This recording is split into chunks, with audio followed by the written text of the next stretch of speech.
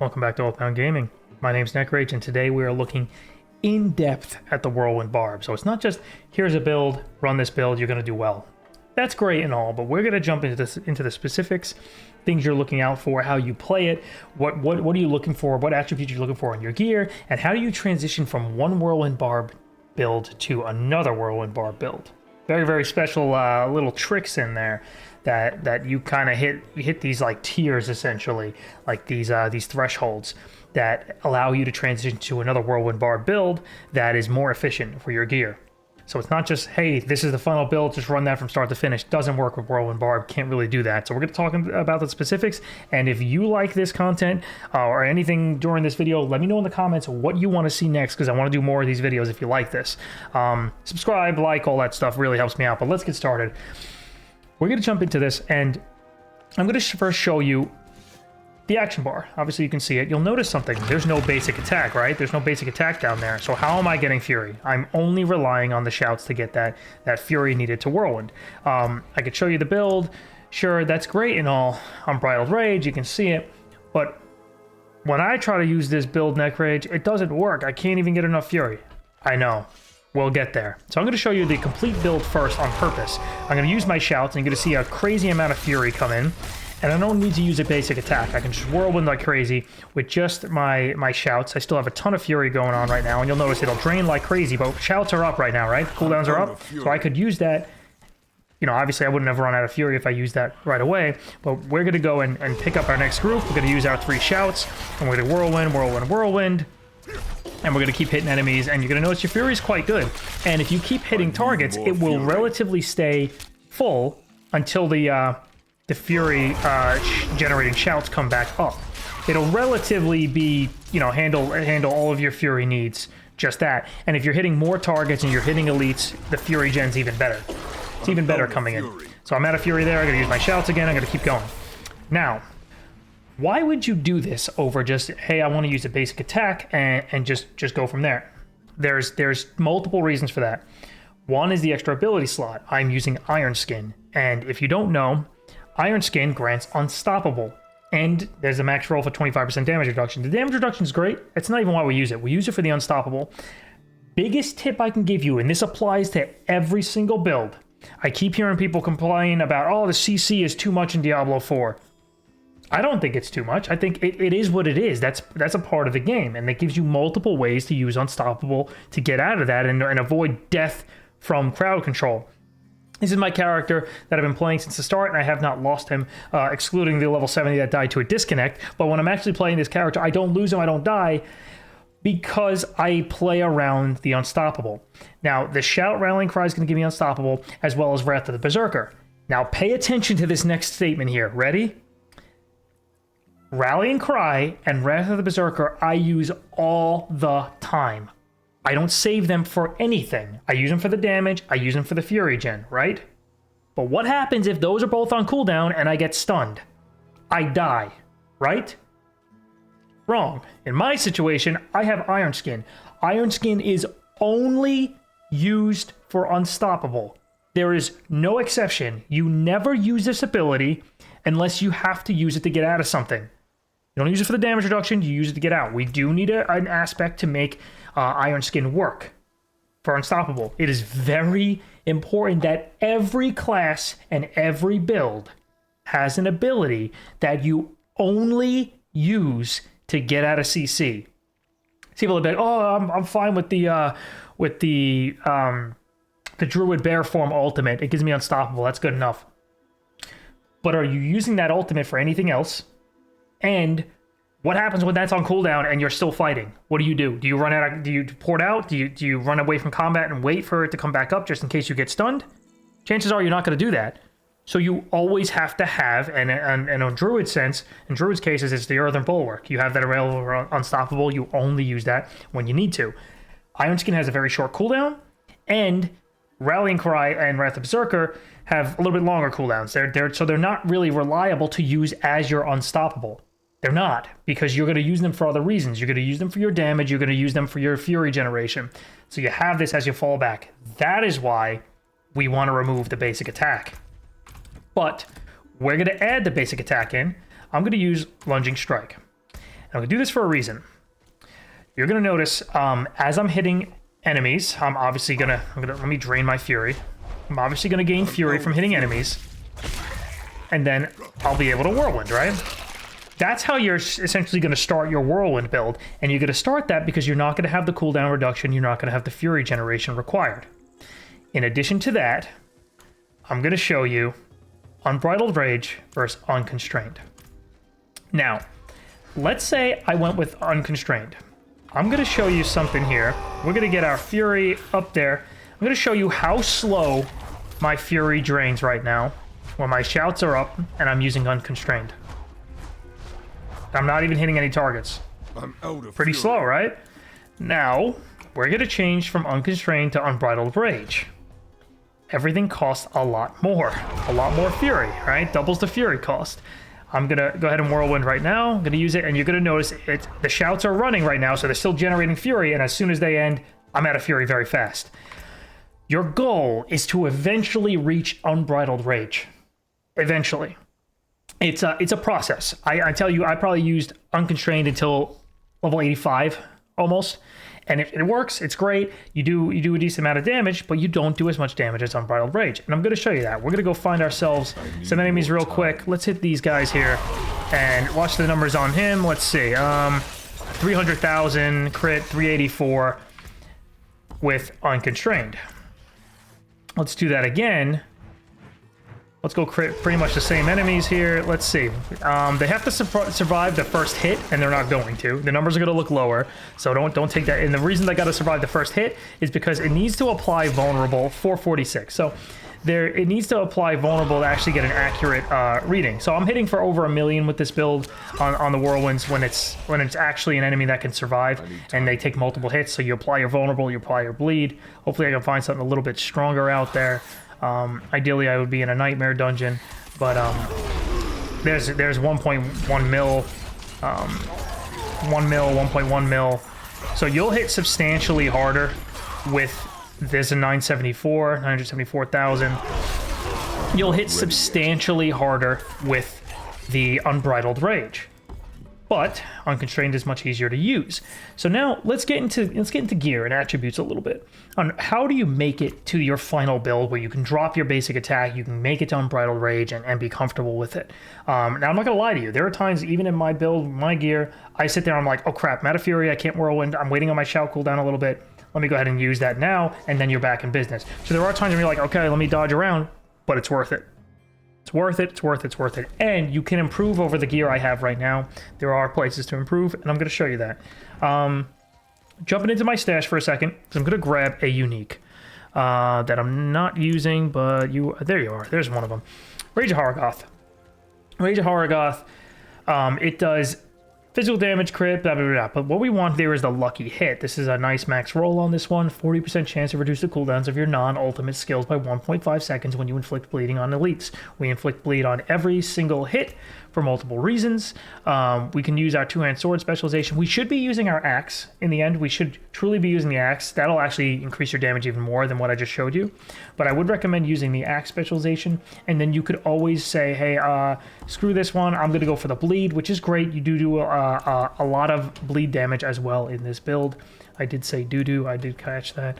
I'm an adult, right? My comedy is very mature. I'm going to go ahead and... that's going to be too low. Why did I make that? Let's make something around here. I'm going to make a Nightmare Sigil. Hopefully it's okay. Yeah, that looks good.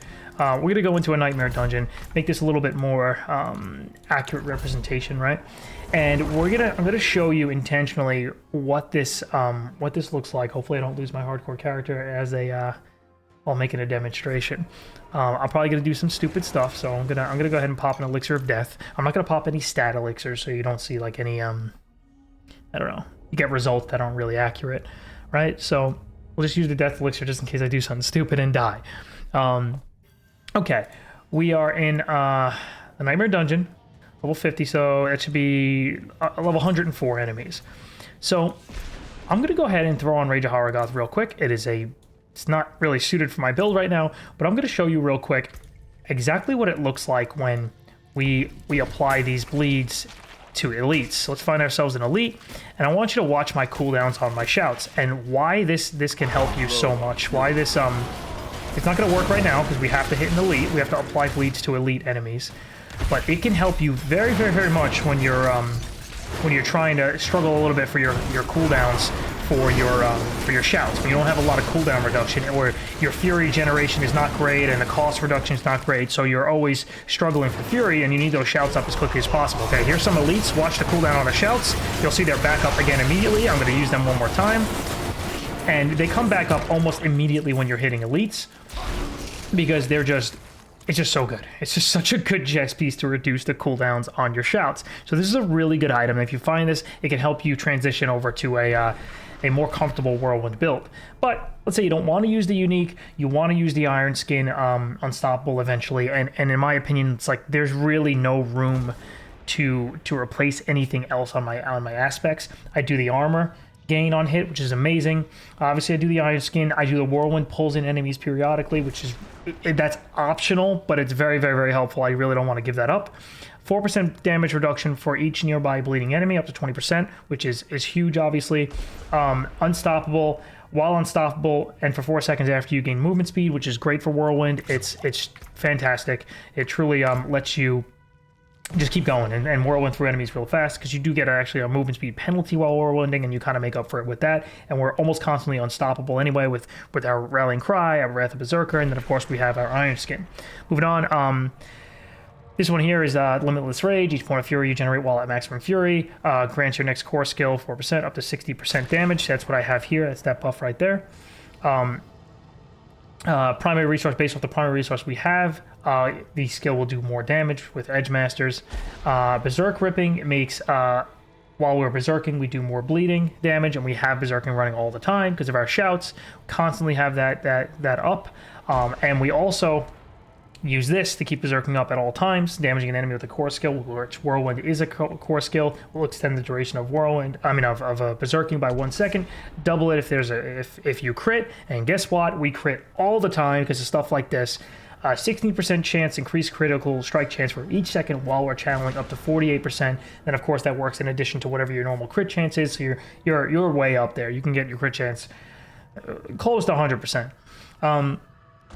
Huge aspects on these two rings. Very, very important. Whenever you cast a shout skill, its cooldown is reduced by 1.7 seconds per enemy, up to 6 seconds. It is very important that you use your shouts in this order: Rallying Cry, War Cry, Challenging Shout. That's why it's 1, 2, 3.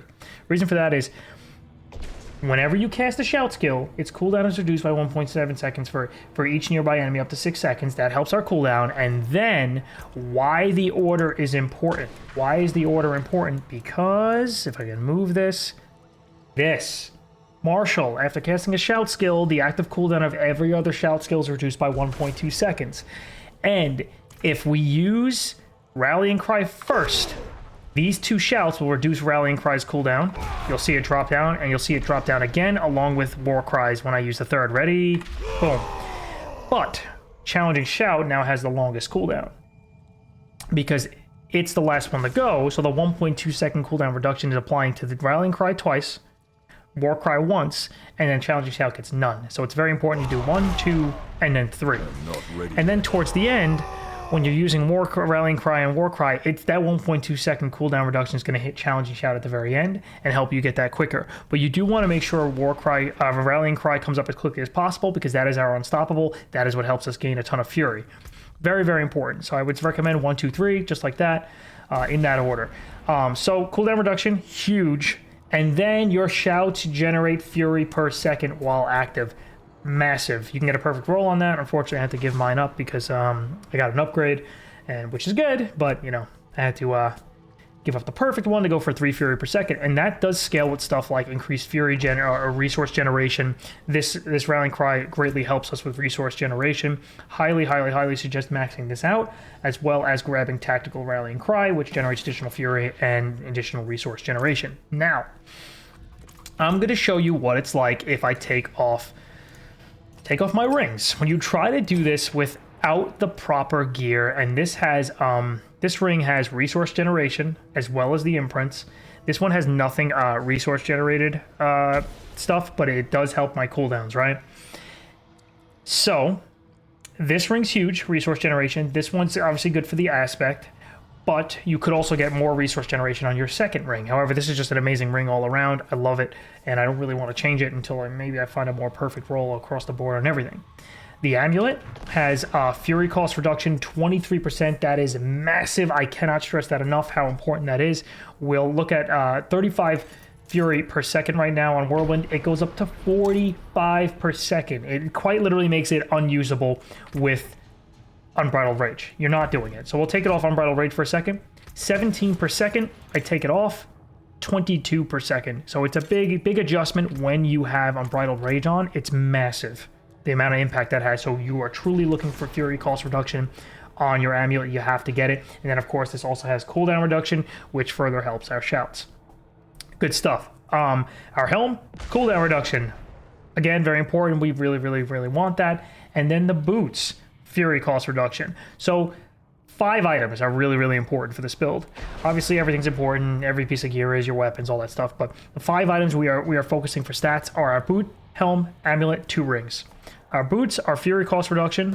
The helm is cooldown reduction. The amulet is both fury cost and cooldown reduction. And our rings are resource generation. If you have resource generation on both rings, awesome, makes your life even easier.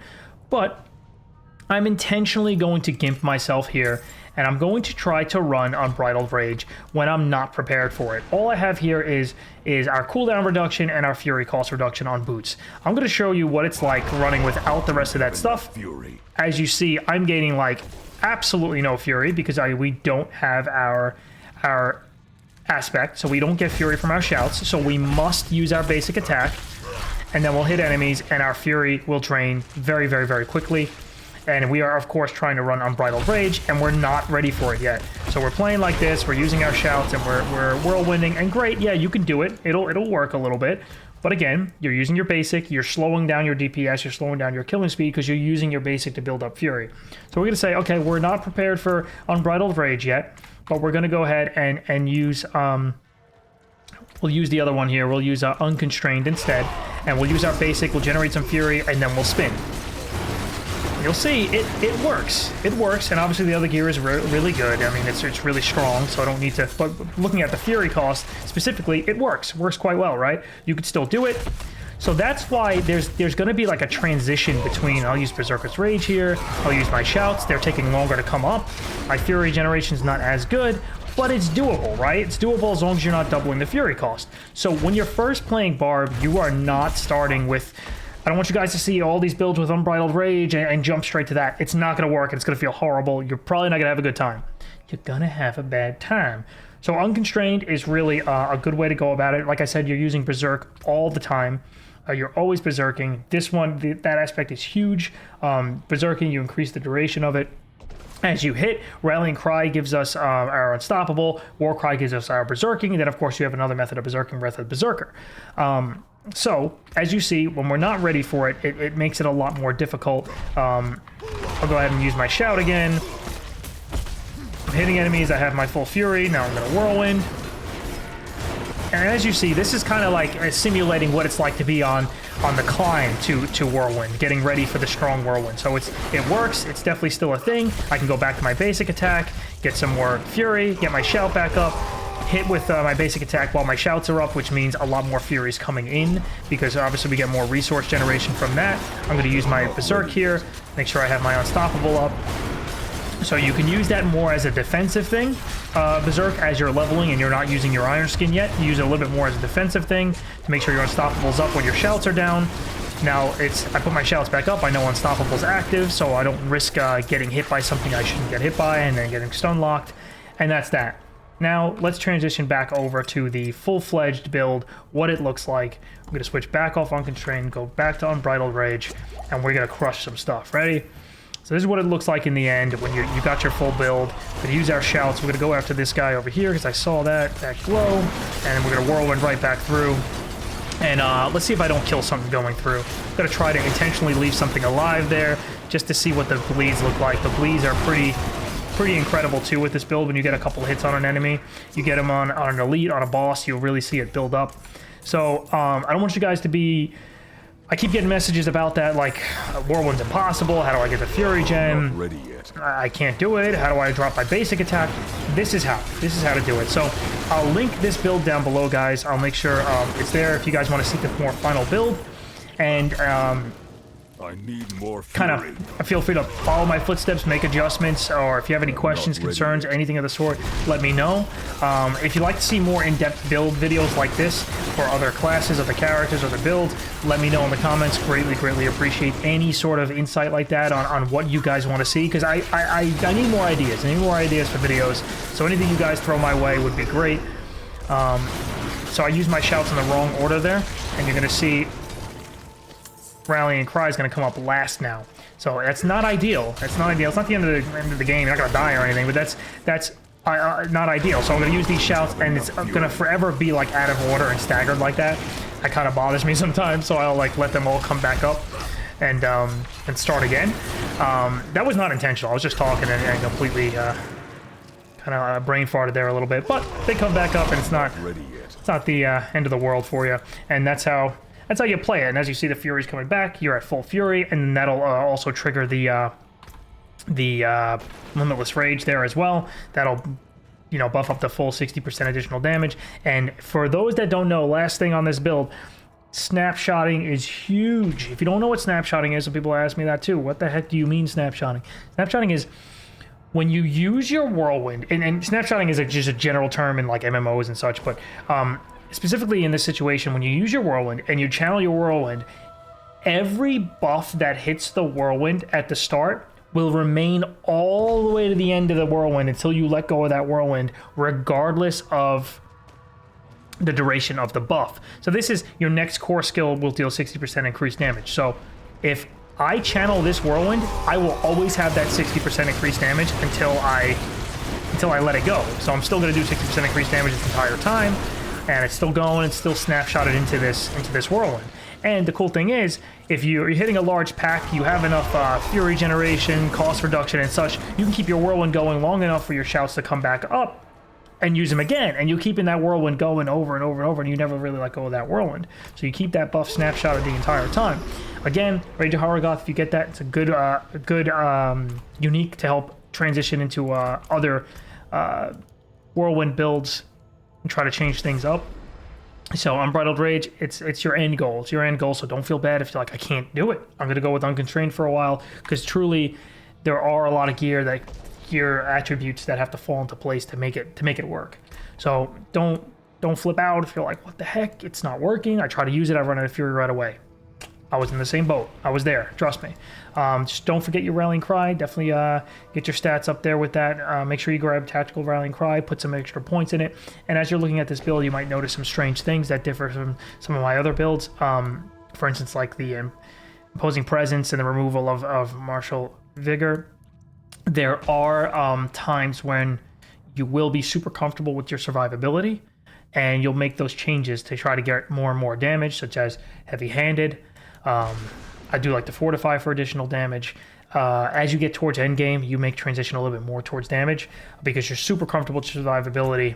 I don't recommend that as you're leveling, because things obviously scale in this game, and you might kind of fall behind on survivability as things scale as you level, because you can kind of get weaker as you level in this game. We all know that. So be careful. Try to go a little bit more defensive at the beginning, in hardcore especially. And then when you're getting towards the end, when you're getting real comfortable with your gear, you get pretty crazy pieces like this one. Damage reduction, max life, dodge chance, stuff like that. When you really get the good gear flowing. This is Ranks of Whirlwind, by the way. Look out for Ranks of Whirlwind. Lucky Hit's very good to apply Vulnerable on this class as well, because we do have a Lucky Hit here. Believe it or not, it actually is a substantial amount of damage. You'll be hitting for like 200k, and then you get your Vulnerable up and you hit over 1 million. Like, that's the difference. It's over 5 times the amount of damage you do when enemies are vulnerable versus when they're not. So Vulnerable is huge. Movement speed, great.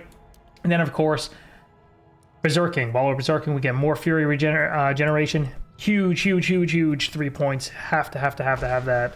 Please get that. We'll be Berserking at all times because of the aspect on this amulet. Hopefully, this is in-depth enough for you guys to pick up exactly what I'm doing, how I'm doing this, and why it makes sense. Some questions I get is, why do you have 1 point in here? bleeding. We're applying bleeds all the time. It'll slow enemies, and when enemies are slow, they are considered slowed, and they are now available for the 9% increased crit chance. So when I said you can get close to 100% crit chance, I am not kidding. 9% there. This can roll up to 12%. That's 9%. This goes up to 48%. So if we look at our critical strike chance, we have 31%. What's the math on that? That's 79.7%, and you can definitely get higher. If you want to focus in on your rings and such, you definitely can. You can roll crit strike chance on this one as well, so you could really get very close to 100%. You can get over 90 easy.